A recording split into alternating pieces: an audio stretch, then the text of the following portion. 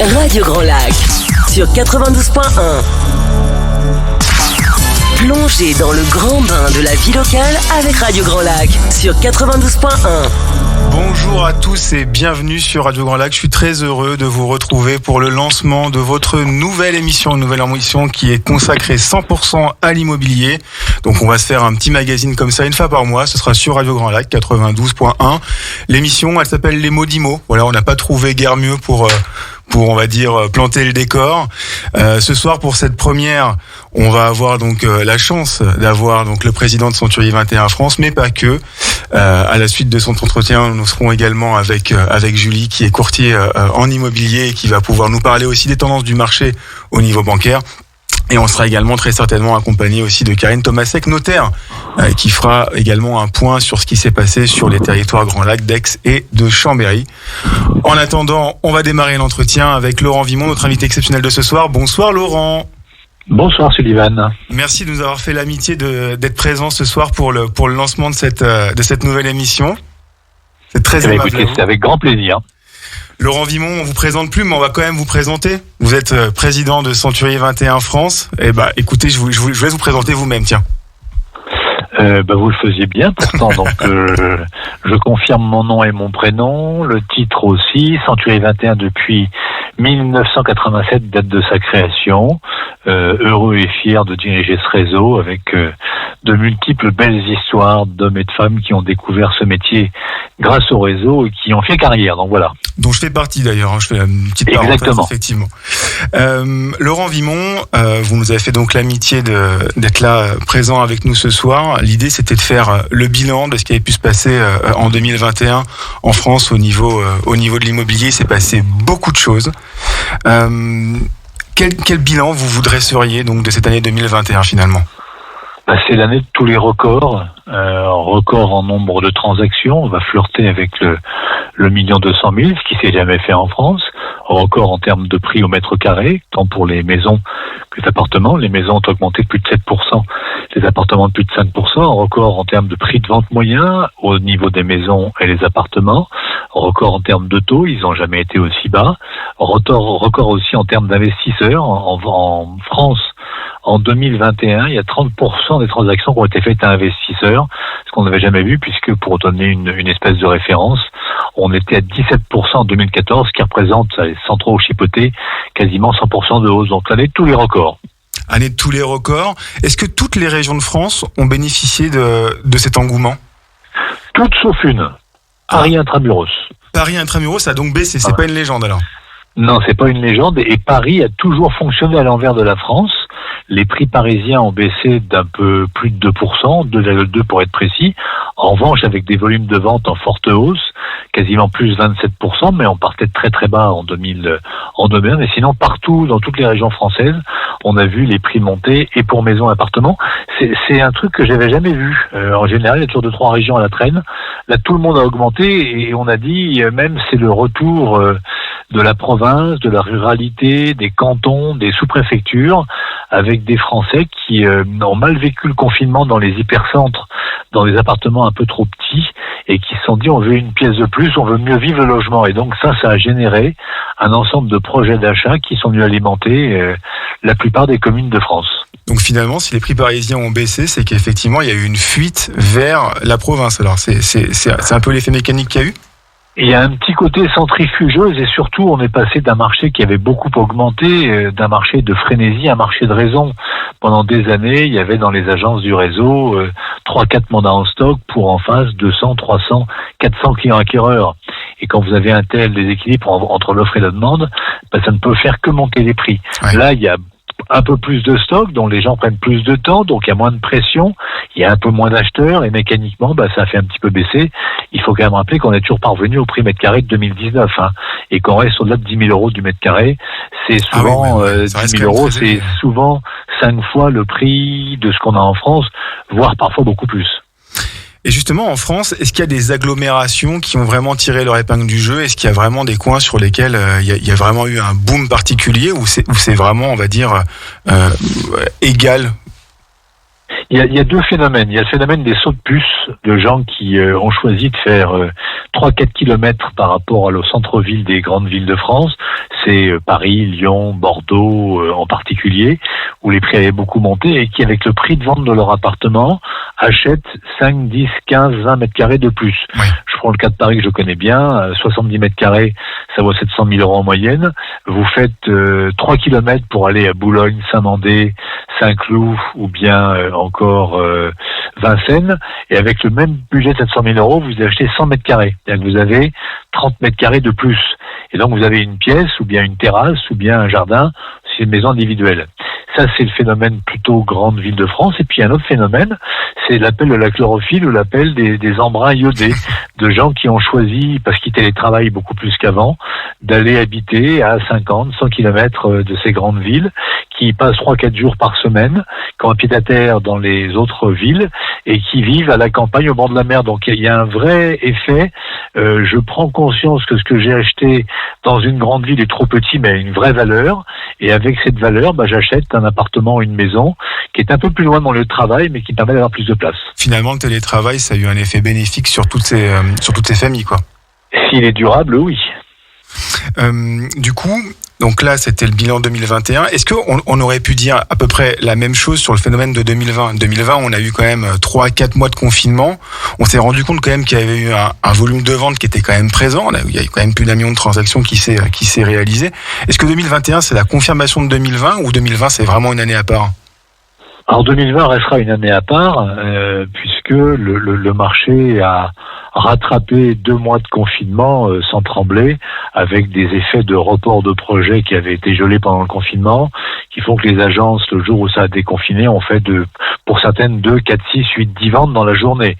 Donc il y avait un effet embouteillage, déblocage et rattrapage qui était très particulier. Et puis il faut rappeler qu'on n'a pas eu le droit de visiter, je crois que c'est en novembre 2020, donc on a eu le confinement et les visites interdites. 2021, c'est un marché qui a été porté par les taux, par tous les projets des contrariés qui avaient mal vécu le confinement, et puis par les primo-accédants qui, grâce au taux bas, sont finançables.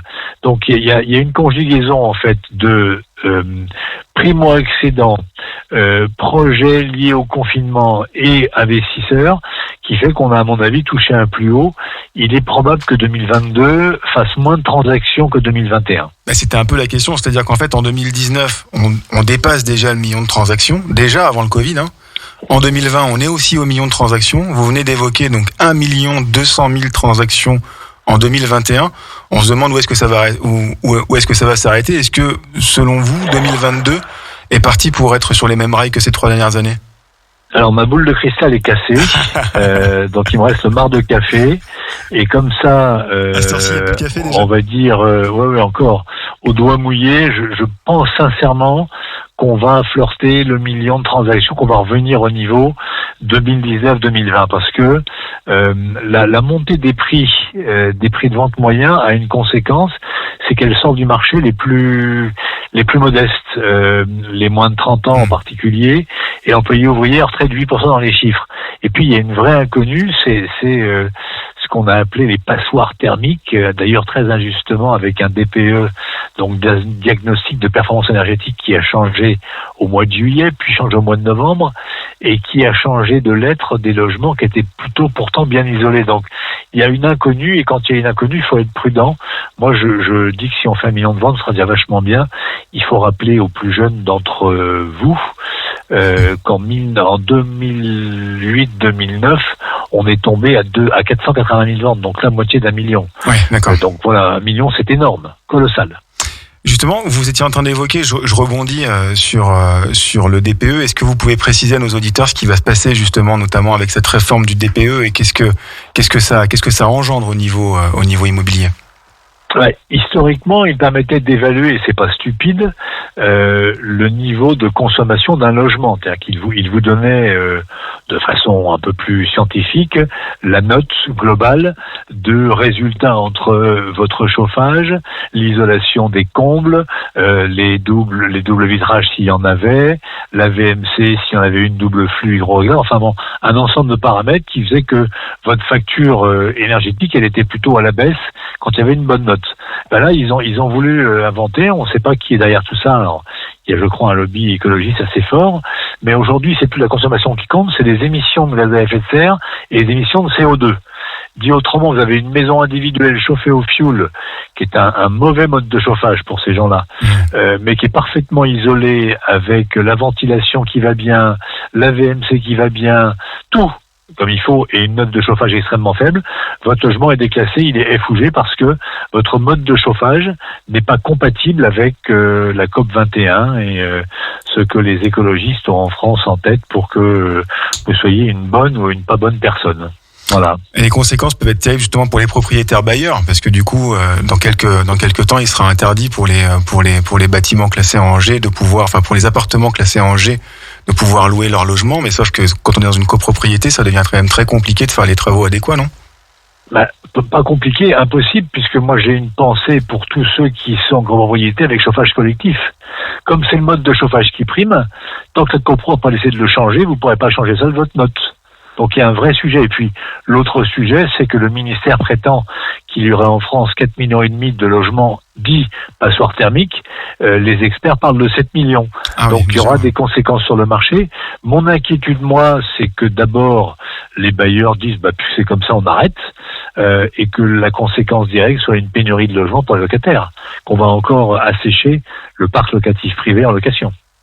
Mais du coup, je rebondis du coup sur le sujet. On a vu un petit peu pousser un peu partout en ville en ce moment des publicités Century 21 sur notamment la clé. Oui. Est-ce que vous pouvez expliquer ce qu'est la clé et justement vers quoi on tend d'un point de vue national? Enfin, vous êtes à l'origine, en tout cas, de cette pensée, mais qui va certainement entraîner d'autres réseaux avec vous. L'idée, c'est de disposer d'un système qui permette le contrôle du logement et de ses équipements. Ça veut dire clé, ça, quand on le fait un acronyme.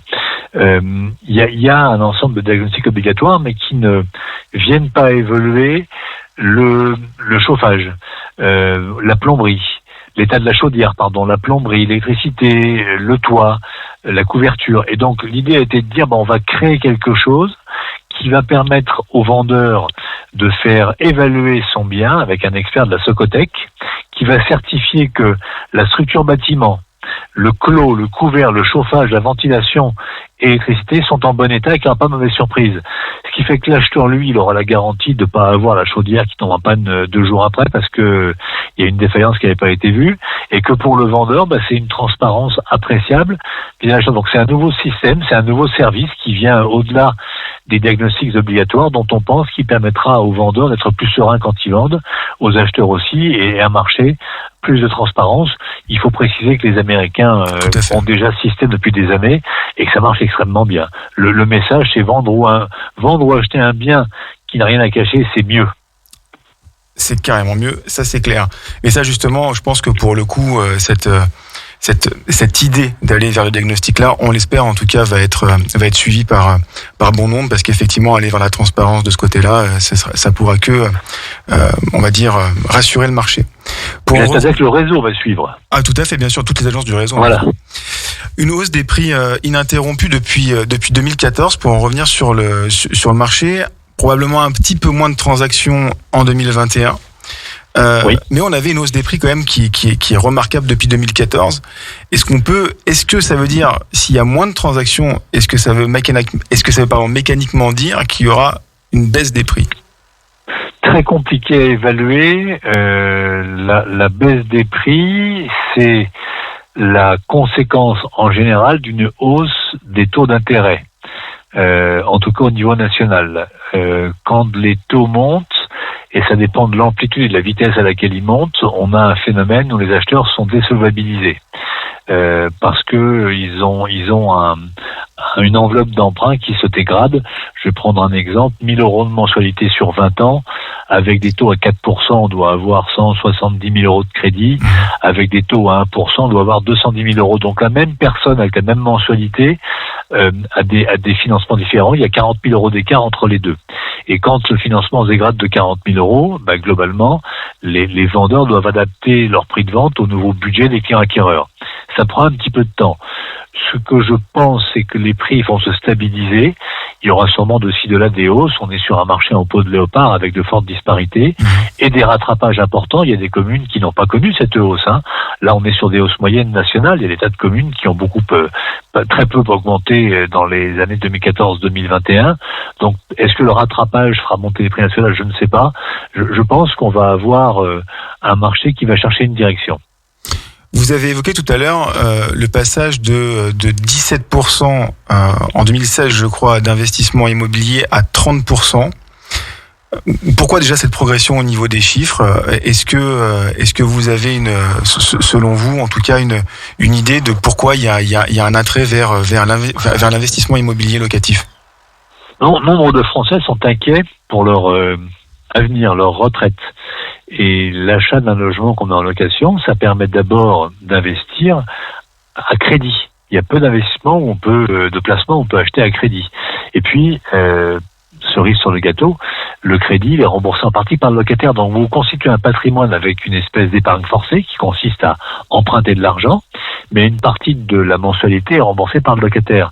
Ce qui fait que le différentiel entre crédit et loyer, c'est votre effort d'épargne, il est relativement faible, mais qu'au bout de 15 ans ou 20 ans, vous avez un appartement qui vous appartient, qui est une poire pour la soif, on va le dire comme ça, et surtout une rente mensuelle. Donc ça peut être un complément de retraite extrêmement intéressant. Et on parle de montants qui ne sont pas les montants des prix de vente traditionnels. Le montant moyen est à 100 000 euros. 100 000 euros d'emprunt sur 20 ans, c'est 500 euros de mensualité, même pas. Donc ça peut le loyer doit être à 300-350 euros.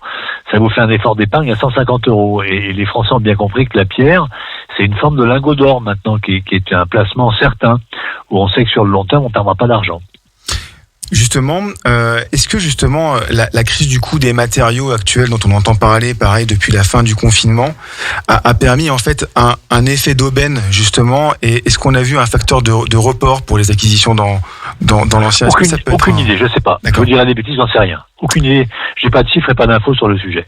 Laurent Vimont, on va juste quasiment donc terminer cet entretien. Je vais avoir une des dernières questions à vous poser qui va concerner donc le métier. Vous imaginez bien qu'avec 1 million de transactions en 19, en 20 et en 21, le métier attire de nombreuses personnes. Beaucoup de conseillers en immobilier s'essayent justement à ce nouveau métier. Quel conseil vous donneriez à quelqu'un qui souhaite démarrer ou qui vient de débuter dans le métier de l'immobilier? Qu'il ouvre la porte d'une agence Century 21. Oui, mais ça c'était sûr. Mais, je veux dire... Comment? Ça c'était une évidence, mais... Voilà. Et qu'ensuite, comme beaucoup, il intègre quelque chose qui est extrêmement important, c'est de ne pas choisir ce métier pour l'argent. Il y a une phrase que j'aime bien citer, c'est quand un client voit dans vos yeux son chéquier, il vous fuit. Quand il voit son bonheur, il vous suit. Et toute la différence, c'est votre capacité à montrer à l'autre que vous allez l'aider. Ce métier, ça consiste, quand on est en face d'un vendeur, à être une épaule, une oreille, et puis à écouter pour voir comment on va accompagner. Et avec un acheteur, c'est celui qui résout l'équation terrible entre le rêve, le budget et le projet, et qui va guider l'acheteur dans cette espèce de jeu de loi un peu compliqué où entre ce qu'on a envie d'acheter et ce qu'on peut acheter, il y a toujours une différence, et où l'achat, c'est une affaire de concession sur la surface ou la situation. Et donc, c'est un métier qui est passionnant, mais pour se faire bien, il faut être passionné, et ça tombe pas du ciel. Vous l'avez pas. Ce qui est certain, c'est que si vous le faites par pur appât du gain, vous serez vite expulsé du système. Laurent Vimont, je vous remercie pour la qualité de cet entretien. Un grand merci à vous. Qu'est-ce qu'on peut souhaiter à Century 21 pour 2022? Longue vie. C'est une marque qui a 34 ans, qu'on essaye de moderniser en permanence avec un nouveau logo, une nouvelle campagne qui se régénère en termes aussi d'investissement et de nouveautés dans la façon d'exercer le métier. C'est une entreprise qui a inventé une façon de faire ce métier, qui a inventé la prospection, la garantie d'action, le mandat confiance, qui ont été ensuite copiés par tous les autres. Donc c'est une marque qui en permanence innove. Donc c'est de garder cette capacité d'innovation. Vous savez, on a une phrase qui est gravée dans le marbre ici. C'est notre engagement, c'est offrir à nos clients le meilleur service jamais offert par aucune autre organisation immobilière. Et ben gageons que ça soit prospère pour 2022 et les années à venir. Ça le sera grâce à vous. Merci beaucoup Laurent Vimont pour la qualité de cet entretien. Une très bonne année à vous et merci d'avoir été avec nous sur Radio Grand Lac ce soir. Merci de votre invitation. Bonne soirée. Au revoir. Laurent Vimont donc sur Radio Grand Lac, merci à lui pour cet entretien. On se retrouve après une courte pause musicale sur Radio Grand Lac 92.1. Radio Grand Lac 92.1, le grand bain de la vie locale. Et on est de retour sur Radio Grand Lac 92.1 jusqu'à 18h, votre émission 100% immobilier. Voilà, c'est votre nouveau magazine, une fois par mois. On va se retrouver autour de la table et puis on parlera d'immobilier. On sera entouré de divers acteurs du monde de l'immobilier aixois et chambérien. Et autour de la table, ce soir, après évidemment donc l'interview de Laurent Vimont qui nous a permis de lancer cette émission, Laurent Vimont, président de Century 21 France, on va poursuivre l'entretien avec du local et du très local.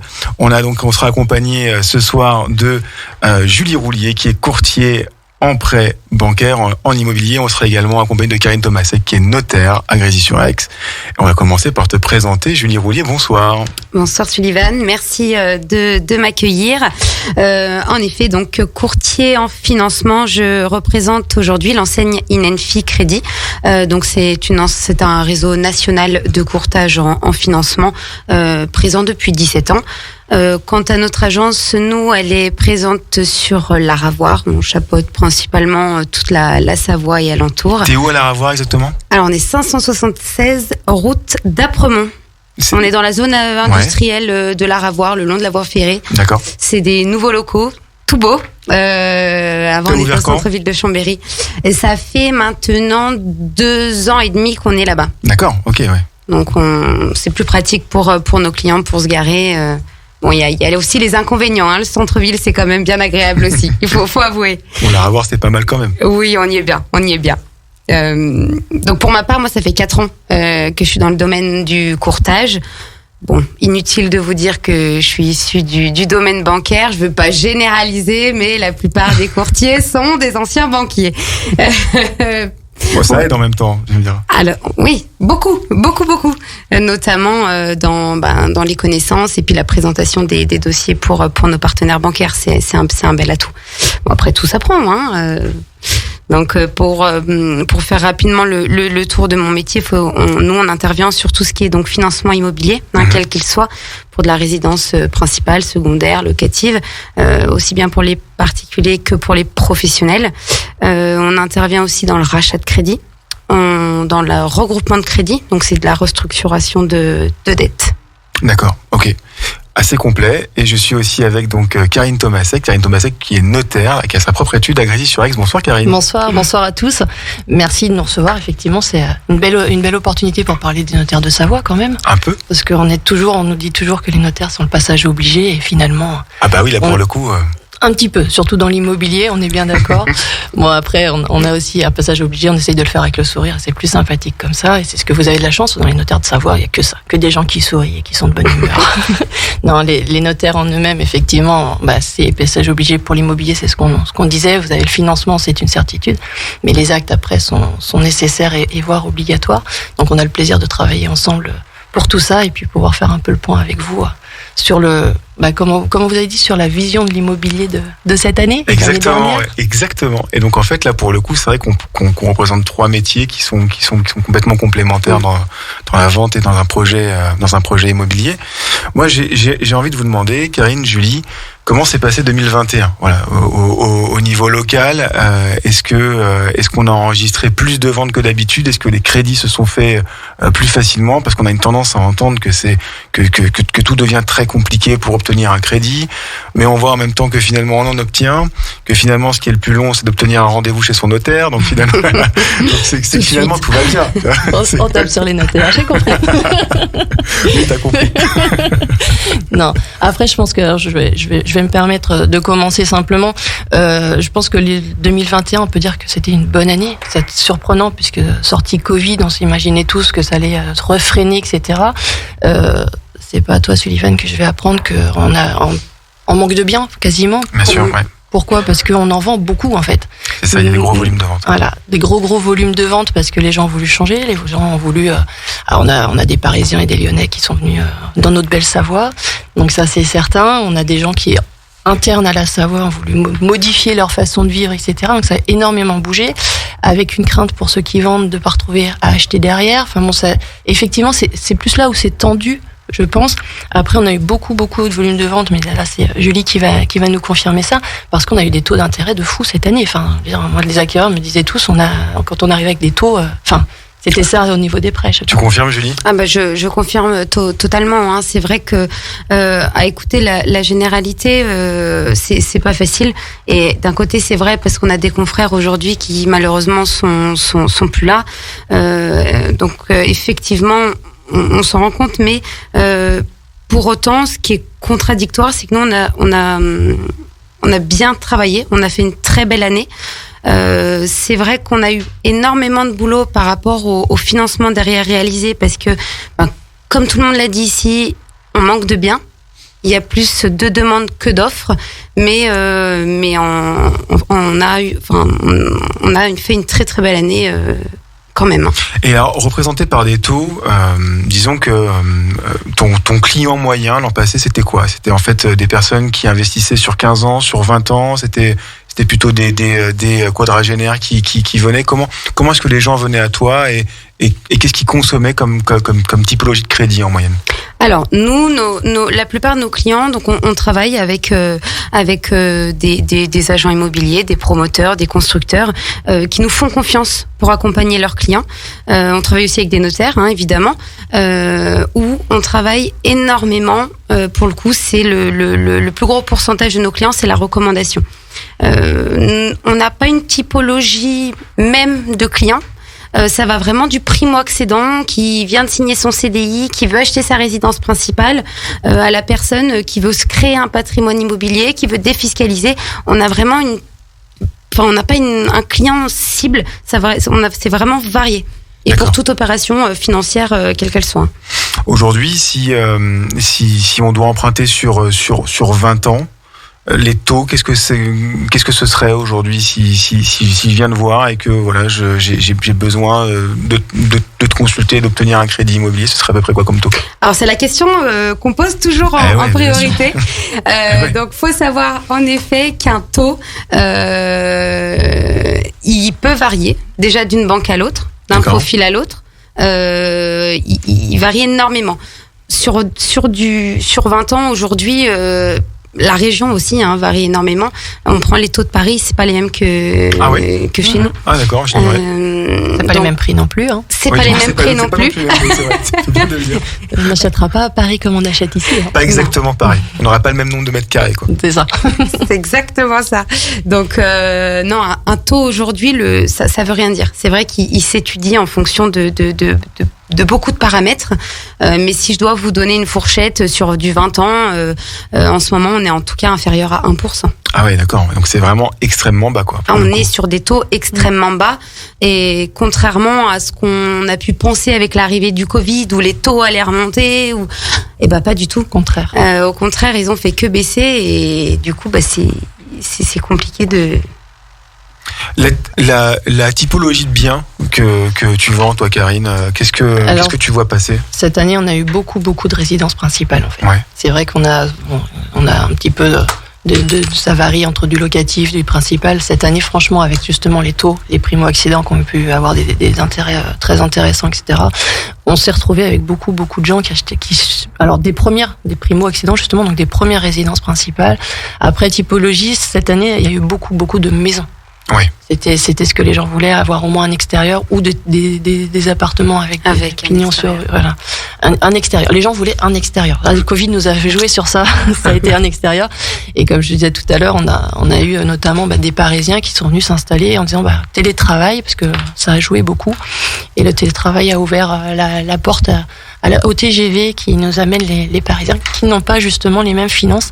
Donc c'est un petit peu ce qui fait jouer sur les prix chez nous aussi. Donc c'est vrai que c'est un peu... Parce qu'ils vendent très très cher à Paris. Bah oui. Et puis donc du coup, le marché aussi ici. Mais ils arrivent, ils savent payer. Voilà, ils peuvent payer en arrivant. Donc c'est un petit peu particulier. Mais on a de tout. Hein. Puisque les gens quand ils partent d'un côté, ils vendent d'un côté pour acheter de l'autre. Hein, donc. Tu disais aussi qu'il y avait des Savoyards aussi qui changeaient de destination.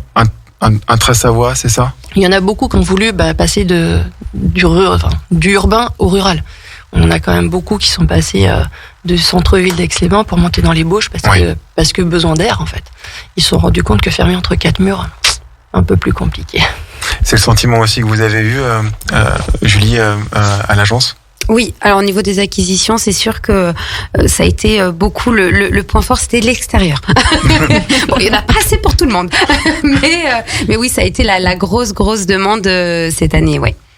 Ok, on va se retrouver dans 2-3 petites minutes sur Radio Grand Lac. On va faire une petite pause musicale et puis on va revenir. On va parler de 2021 encore un peu. Puis on va surtout se projeter sur 2022 parce qu'il y a bien des choses à dire. On se retrouve tout de suite sur Radio Grand Lac 92.1. À Aix-les-Bains, à Chambéry et bien plus encore, Radio Grand Lac vous accompagne sur le 92.1 FM. Allez, on est de retour sur Radio Grand Lac jusqu'à 19h. On fait un point pour votre magazine immobilier. C'est votre nouveau rendez-vous, une fois par mois. On va se retrouver pendant 1 heure et on parlera du marché de l'immobilier. On aura des acteurs du monde de l'immobilier avec nous pour en parler. Ce soir, j'accueille Karine Thomasek qui est notaire pour le notaire de Savoie, mais qui a son étude à Grésy-sur-Aix. Et je suis aussi avec Julie Roulier qui est courtier en crédit immobilier dans ton entreprise qui s'appelle INFI Crédit. Merci beaucoup. Et donc du coup, Julie, hors antenne, on est en train de parler du comportement donc des personnes qui viennent te voir. Est-ce qu'ils viennent te voir après avoir vu leur banque ? Est-ce qu'ils vont te voir avant ? Est-ce qu'ils vont te voir au dernier moment ? Comment ça se passe ? Comment est-ce qu'on vient te voir ? Alors, moi, je conseille vivement d'aller voir son courtier en amont. C'est-à-dire que nous, on est là pour calculer la capacité d'endettement des clients et du coup de pouvoir les orienter sur un montant de biens. Pour qu'ensuite ils puissent venir te voir, Sullivan, et te dire aujourd'hui j'ai un budget de tel montant et justement tu peux cibler tes visites et permettre justement que derrière le projet se fasse et qu'on évite le refus de prêt parce qu'il n'y a pas eu d'études de fait en amont. Tout à fait. Et moi, je vais rebondir sur ce que tu dis parce que en agence, nous, on l'a toujours mis en place, mais là, on l'a vu aussi de manière beaucoup plus exacerbée. Maintenant, lorsqu'on prend des offres d'achat, on demande également le plan de financement qui va avec. Ça devient obligatoire tellement le marché est tendu. On est obligé effectivement d'avoir un état civil de l'acquéreur avec son plan de financement qui soit en ordre de marche au moment 2. Mais alors du coup, on a notre acquéreur qui vient de voir pour voir sa capacité d'endettement, qui vient me voir pour faire des visites, mais qui va voir aussi son notaire parce que on n'achète pas n'importe comment. Non, on essaye d'éviter d'acheter n'importe comment, heureusement d'ailleurs. Non, effectivement, le taux d'endettement, l'engagement, mais ça ne nous concerne pas. Savoir s'ils ont trouvé leur bien. En général, les clients vont venir nous voir, on a trouvé le bien. Très bien, on en discute. Ce qu'on leur demande, nous, c'est les particularités du bien immobilier, c'est-à-dire, et ça c'est notre travail aussi en tant que notaire, c'est s'assurer qu'il n'y ait pas de vices. Alors les vices, c'est plus de ton côté, Sullivan, tu vas vérifier si l'immeuble en lui-même est bon. Par contre, on va vérifier qu'il n'y a pas de servitude particulière, c'est-à-dire que les gens puissent rentrer chez eux sans avoir besoin d'un hélicoptère, ça peut être même assez sympathique. C'est toujours mieux. C'est même mieux.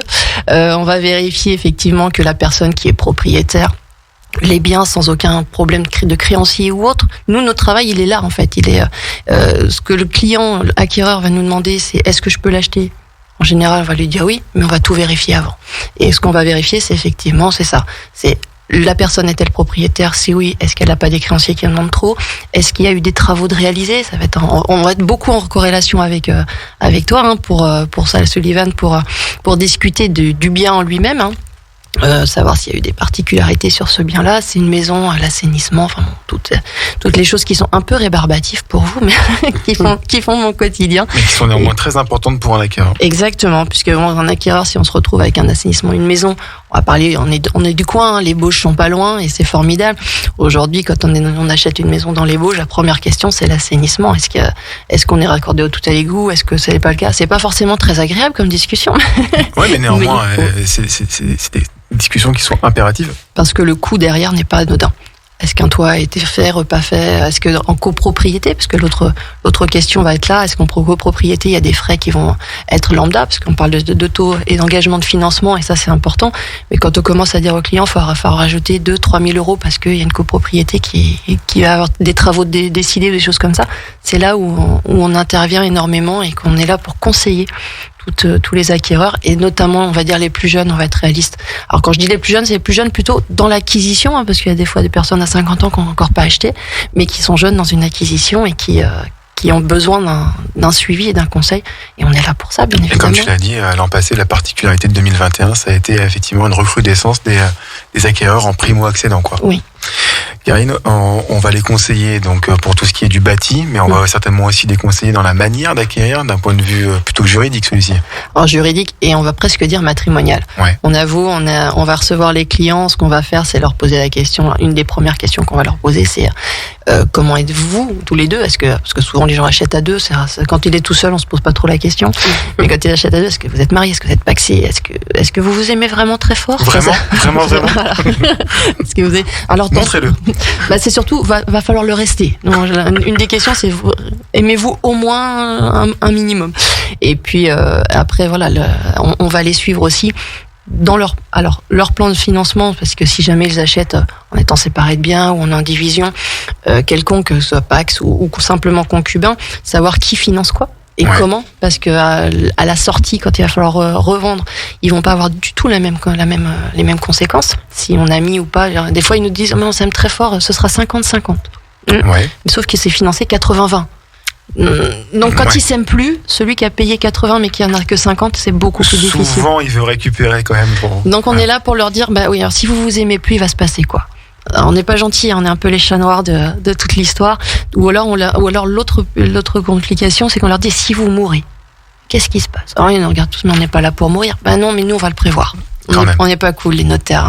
On avoue. C'est pour ça qu'on le fait avec le sourire, parce qu'il faut que ça passe. Mais non, c'est vrai qu'on va être là pour les accompagner, et forcément, ça va ouvrir sur d'autres discussions. Et c'est ce qui est tout intéressant dans notre métier, en fait. Oui, parce que toi, en tant que notaire, tu vas pouvoir aussi faire des contrats de mariage, tu vas peut-être pouvoir aussi... les Pacs. Les Pacs également. Évidemment. Et ça, c'est des sujets qui sont hyper importants. Mais alors, du coup, moi, si je veux acheter, que je suis pas pacsé, que je suis pas marié, est-ce que ça sert à quelque chose quand même que je vais voir mon notaire? Oui. Comment, dis-moi? Toujours intérêt. Pourquoi? Parce que si tu veux acheter tout seul, de toute façon, voir son notaire sera une obligation à un moment donné. Autant l'avoir vu avant, que ça se passe bien et qu'on s'entende bien dès le départ, et que d'attendre et d'avoir des mauvaises surprises derrière. Et puis si vous achetez à deux, on va discuter justement de comment vous allez acheter. Pourquoi, comment, quels sont les intérêts d'acheter à deux ou pas? Est-ce qu'on crée une société? Est-ce qu'on va acheter en indivision? Est-ce qu'on va acheter est-ce qu'on va se paxer ou pas?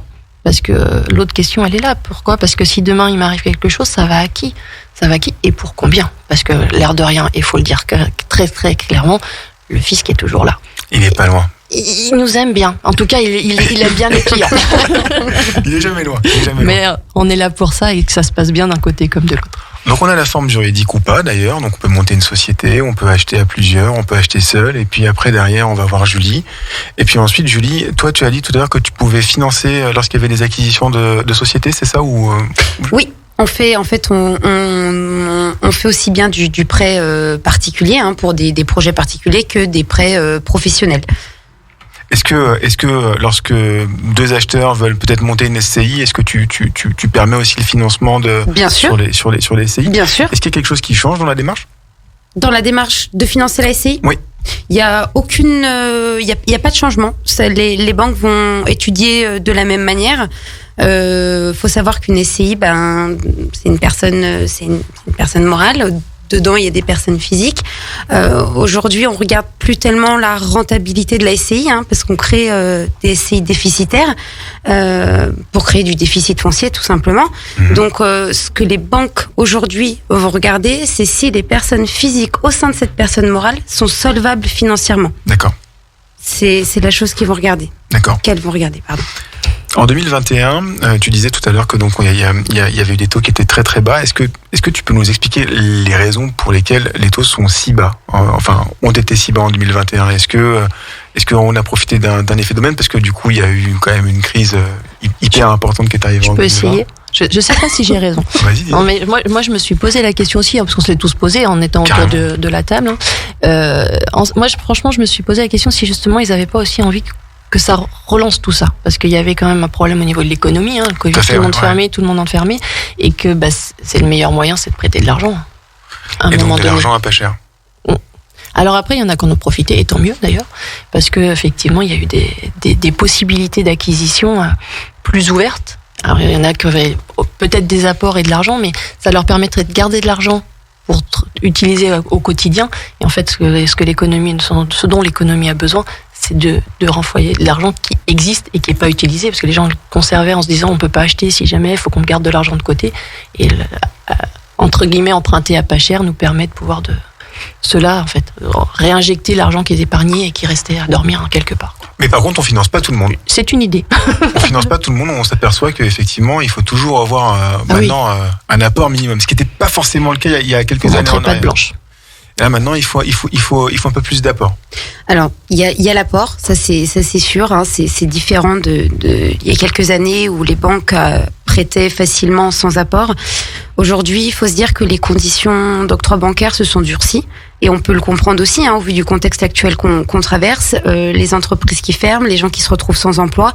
On peut comprendre la banque qui, elle, prête l'argent, donc celle qui s'engage avec le prêt d'argent.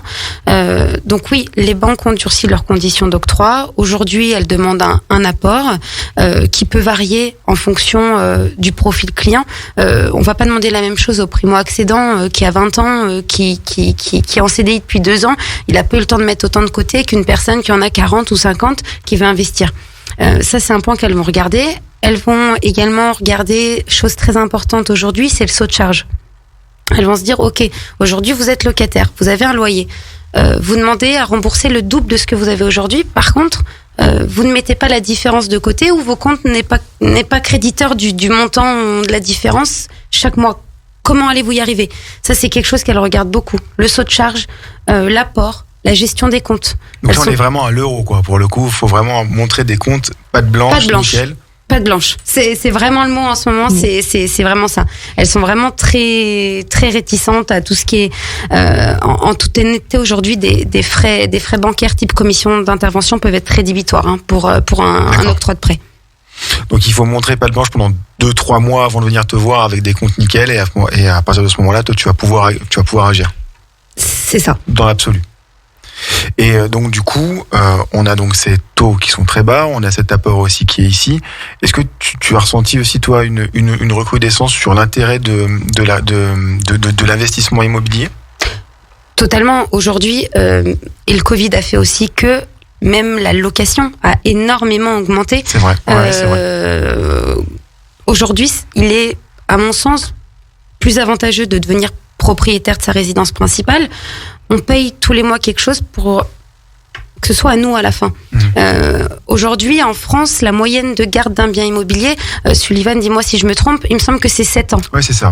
Ouais. Donc, ça veut dire que potentiellement, au bout de 7 ans, on va revendre notre bien.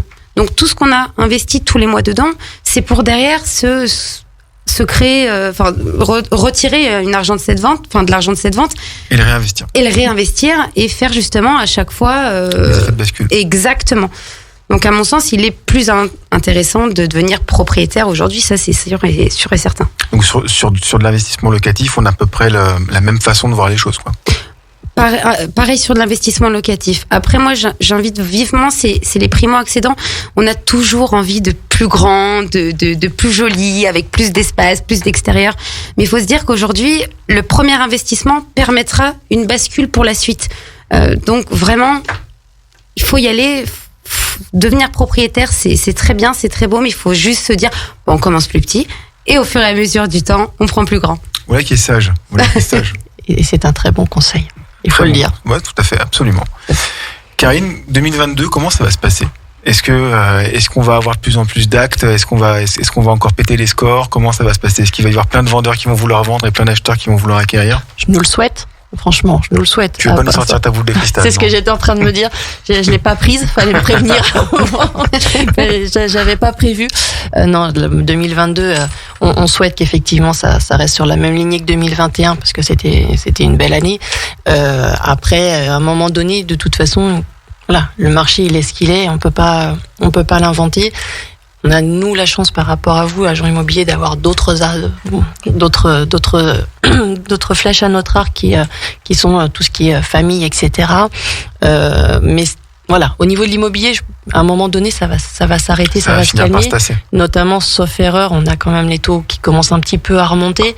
Donc, ce qui est normal, à juste titre, à un moment donné, on peut pas prêter non plus ad vitam aeternam, mais on se retrouve dans une situation où c'est plutôt assez sympathique. Je pense pas que 2022 soit une année catastrophique. Au contraire. Justement, c'est vrai qu'on entend parler, comme venait de le dire Karine, d'une possible remontée des taux. Est-ce que toi, tu sens des soubresauts, des frémissements de quelque chose qui t'indiquerait qu'il est possible qu'effectivement ça monte ? Alors malheureusement, chaque année, on entend la même chose. Oui, c'est vrai. Et depuis qu'on l'entend, c'est encore pas remonté et ça a fait que baisser. Donc en fait, peut-être qu'il faut se le dire pour que ça continue à baisser. Ça. Non. On vote pour. Non, malheureusement, je suis incapable de vous dire ce que va donner les taux dans les mois à venir. Nous, faut savoir que nos partenaires bancaires nous donnent leurs nouvelles conditions de financement tous les débuts de mois. On n'a aucune visibilité sur les taux à l'avenir et malheureusement, nos partenaires bancaires non plus. On pense que ça va quand même réellement rester bas. Si on connaît une hausse, ça sera pas une hausse qui est importante, ça restera quand même sur des taux ultra attractifs. Donc à voir. Rappelons que nos parents empruntaient à 15% quand même. Oui. On est à des plus. taux de 1%, voire moins maintenant. C'est clair. Non, mais il y a même juste quelques années en arrière, je me rappelle, je crois que c'était en 2016 ou en 2017, on était à des taux à 2,30, 2,50, on trouvait ça déjà tellement bas. Et là, en fait, aujourd'hui, on est en train de se dire que si on passe de 1 à 1,30, ça va être catastrophique. Non, ce sera pas catastrophique. Ça va très bien se passer quand même. C'est ça. 2022, donc on se souhaite des taux bas encore. Ça aidera tout le monde. Voilà. Surtout nos clients, en fait, finalement. C'est surtout eux. Nous, on est là quand même pour accompagner nos clients. Comme a dit Monsieur Vimont tout à l'heure, sauf erreur, on ne faut pas avoir le chéquier dans les yeux de nos clients, mais leur bonheur. Clairement. Et je pense qu'il avait entièrement raison. J'aime beaucoup sa phrase. Je pense que je suis désolée, Monsieur Vimont, je pense que je vous la fais 3 fois avec mes clients. Je sais pas si j'ai fait un copyright dessus. Je la trouve très belle cette image, parce qu'effectivement, en tant que les clients, même que ce soit petit, mais ça c'est leur chez eux, et on est là pour les accompagner pour ça en fait. Alors, chers clients vendeurs, chers clients acquéreurs, vous avez des courtiers en prêt immobilier qui sont là pour vous recevoir, vous avez des notaires qui sont là pour vous recevoir, vous avez des agents immobiliers, il y en a beaucoup en plus sur Aix-les-Bains, donc n'hésitez pas à aller pousser les portes. Le mot de la fin, les filles, Julie Roulier, est-ce que tu veux conclure cette émission d'une manière à ta guise, peut-être un mot, quelque chose que tu as envie de dire, un message à passer? Et déjà, merci de m'avoir accueilli. Et puis, non, là, je suis prise de court. Là, j'avais pas de petits mots de la fin. Attends, mais je vais passer à Karine et je reviens. On va faire comme ça. Ça, c'est dur. Comment on fait? On commence par merci, en fait, c'est ça? C'est toujours c'est bien bon. ça, c'est bien. C'est toujours non. En fait, c'est vrai que on va souhaiter que 2022 soit une année où on va se rencontrer souvent. Oui. Tous autant qu'on est autour de cette table et avec les autres, bien évidemment. Que les clients penseront à pousser les portes autant des agences que des courtiers, que des notaires. J'allais presque dire dans le bon sens. Ouais, tout à fait. pour qu'on on soit alliés dans leur bonheur, pour éviter qu'ils y pleurent après et que ce soit le chéquier qui prenne la place. On va garder leur bonheur. C'est une très jolie formule, ça. C'est pas mal, ça. Merci, Karine. Julie, est-ce que tu veux dire un mot de la fin du mot de la fin? Non, moi je pense qu'on est un peu tous d'accord là-dessus. Ce qu'on va rechercher aujourd'hui, pendant l'année 2022, ça va être aussi bien tout ce qui est bien sûr santé, choses comme ça. Et on va chercher la satisfaction de nos clients, parce que je crois qu'aujourd'hui notre métier on le fait tous avec cœur et c'est notre plus belle récompense de savoir nos clients satisfaits. Pour le bonheur, en effet, tu as raison. C'était tu vois, j'ai bien fait de te donner la parole. Tu vois, j'ai vraiment. Mais je le pense sincèrement, très sincèrement. Mais ça se ressent et c'est tout à fait clair. Quant à moi, je vous souhaite aussi une très très bonne année à tous, à nous tous. Je vous souhaite à tous que vos projets aboutissent, quels qu'ils soient. Et je voulais vous dire que j'étais vraiment très heureux d'avoir pu reprendre l'antenne sur cette thématique immobilière. J'étais très heureux aussi de vous avoir, Julie et Karine. C'était un bon moment. Merci à vous.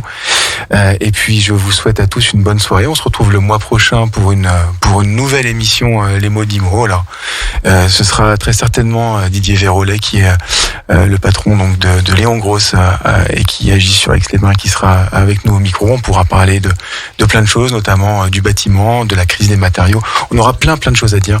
D'ici là, je vous souhaite de passer une très bonne soirée et bien sûr toujours à l'écoute de Radio Grand Lac 92.1. Bonne soirée, à bientôt.